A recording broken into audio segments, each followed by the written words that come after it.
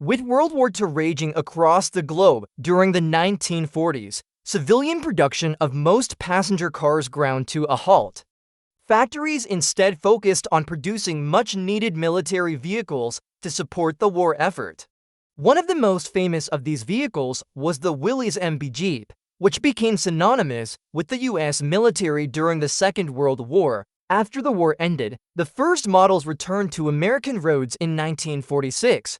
But hold on tight because it won't be long before car companies begin showing us all their new and exciting designs that are ready to hit the market. Let's take a look at some of the best-looking cars from 1946. Nash had already made a name for itself by introducing advanced unibody construction back in 1937. So when it came time to launch its post-war model, the public was eager to see what Nash had in store. The result was the 1946 Nash Ambassador. It featured a dramatically redesigned one-piece hood with integrated fenders and a waterfall grille. In addition to being stylish, this new design also allowed for easier engine access. This would have been music to the ears of mechanics everywhere. To further enhance its appeal, Nash offered several body styles, including a 4-door sedan, a 2-door coupe, a 5-passenger convertible, and a station wagon.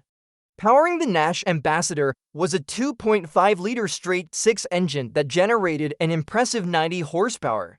This engine was paired with a 3-speed manual transmission with overdrive on select models.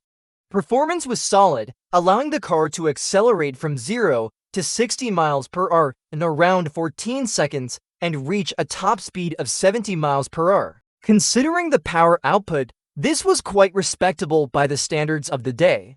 Even more impressive was the vehicle's fuel economy. Thanks to its efficient engine and lightweight construction, the Nash Ambassador could achieve an astonishing 30 miles per gallon, making it a great choice for motorists looking to save money on fuel. On the inside, the Nash Ambassador boasted a spacious and comfortable cabin that could accommodate up to 6 passengers. The interior featured plush seating, ample legroom, and a dashboard with a full array of gauges and controls. One notable feature was the car's innovative ventilation system, which allowed fresh air to be circulated throughout the cabin without the need to open windows. Despite its success, production of the Nash Ambassador was halted in 1948, allowing Nash to focus on other models in its lineup. The discontinuation of the Ambassador left a void in the market for a stylish, high-performance and fuel-efficient car. It wouldn't be long before other manufacturers sought to fill this void.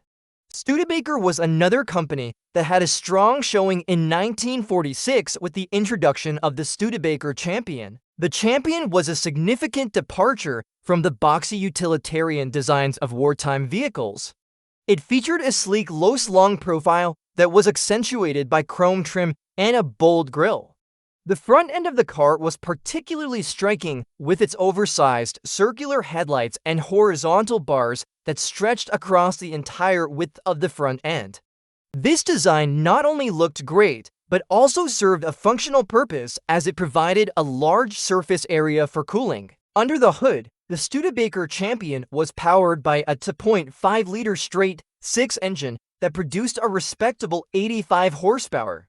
This was enough to get the car from 0 to 60 miles per hour in around 16 seconds and reach a top speed of 65 miles per hour. While not as quick as the Nash Ambassador, the Studebaker Champion still provided solid performance for everyday driving. The car's fuel economy was also impressive thanks to its lightweight design and efficient engine. Owners reported getting up to 30 miles per gallon, making it a great option for those looking to save money at the pumps. Inside, the Studebaker Champion featured a well-designed dashboard with a variety of gauges and controls laid out in an easy-to-read format. The car also boasted comfortable seating and plenty of room for passengers, making it a great choice for families or anyone who frequently carried passengers. However, it should be noted that the trunk space was relatively small by modern standards, but this was a common trait of cars from the era. Overall, the Studebaker Champion was a highly successful model that appealed to a wide range of buyers. Its combination of style, performance, and fuel efficiency made it stand out in a crowded market and it would go on to become one of the best-selling cars of 1946. Another standout vehicle from 1946 was the Chevrolet Club Coupe. This car marked a significant departure from the utilitarian vehicles that had dominated the market during the war years. The Club Coupe was designed to be a stylish and fun-to-drive car for young adults, and it certainly achieved that goal. One of the most striking features of the Club Coupe was its two-door body style, which gave it a sporty appearance that was further enhanced by its long hood and short deck. The car's front end was particularly eye-catching, with its large chrome-plated grille and rounded headlights that were integrated into the fenders. This design not only looked great, but also served a functional purpose as it provided a large surface area for cooling. Under the hood, the Chevrolet Club Coupe was powered by a 3.8-liter inline-six engine that produced a respectable 85 horsepower. This was enough to get the car from 0 to 60 miles per hour in around 18 seconds and reach a top speed of 60 miles per hour. While not as quick as some of the other cars on the list, the Chevy Club Coupe still provided solid performance for everyday driving. The car's fuel economy was also impressive thanks to its lightweight design and efficient engine. Owners reported getting up to 25 miles per gallon, making it a great option for those looking to save money at the pumps. Inside, the Chevrolet Club Coupe featured a simple and straightforward dashboard with basic gauges and controls laid out in an easy-to-read format. The car also boasted comfortable seating and plenty of room for passengers, making it a great choice for those looking for a fun and stylish car to cruise around town with friends. However, it should be noted that the car's trunk space was relatively small by modern standards, but this was a common trait of cars from the era. Overall, the Chevrolet Club Coupe was a highly successful model that appealed to a wide range of buyers. Its combination of style, performance, and affordability made it stand out in a crowded market, and it went on to become one of the best-selling cars of 1946. The Kaiser Traveler was another popular model that stood out in 1946. This car was produced by the Willys Overland Motors Company, which had previously produced the iconic Willys MB Jeep during the war.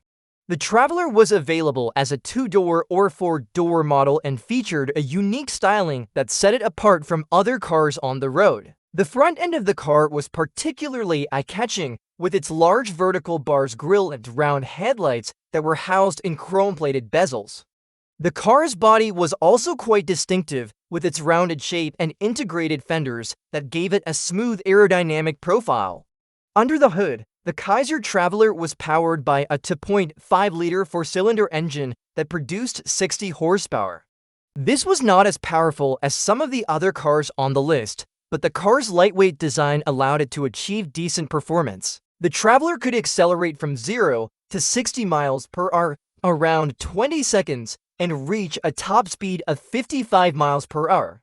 Despite its modest power output, the car's fuel economy was impressive thanks to its efficient engine and lightweight design. Owners reported getting up to 30 miles per gallon, making it a great option for those looking to save money on gas. Inside, the Kaiser Traveler featured a simple and functional interior with a dashboard that boasted a variety of gauges and controls. The car also had comfortable seating and plenty of room for passengers, making it a great choice for families or anyone who frequently carried passengers. However, the car's trunk space was relatively small by modern standards, but this was a common trait of cars from the era. Overall, the Kaiser Traveler was a highly regarded model that appealed to buyers looking for a stylish and fuel-efficient car with a distinctive design. Its combination of affordability, practicality, and efficiency made it stand out in a crowded market, and it went on to become one of the best-selling cars of 1946. As we continue our journey through the automotive history of the 1940s, we Lions be sure to highlight more iconic vehicles that captured the imagination of car enthusiasts during this era. From classic muscle cars to innovative designs, there are countless models worth exploring. If you have a favorite car from this era, be sure to let us know in the comments below. We'd love to hear about the vehicles that have made an impact on you and your love for automobiles. Don't forget to stay tuned for more videos that celebrate the beauty, innovation, and power of classic cars. And who knows, you might just discover your next favorite car along the way.